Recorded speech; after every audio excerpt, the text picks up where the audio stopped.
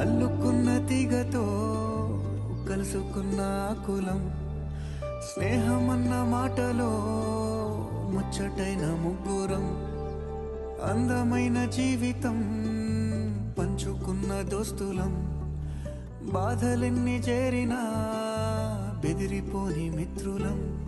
అల్లుకున్న తీగతో కలుసుకున్న కులం, స్నేహమన్న మాటలో ముచ్చటైన ముగ్గురం, అందమైన జీవితం పంచుకున్న దోస్తులం, బాధలెన్ని చేరినా బెదిరిపోని మిత్రులం.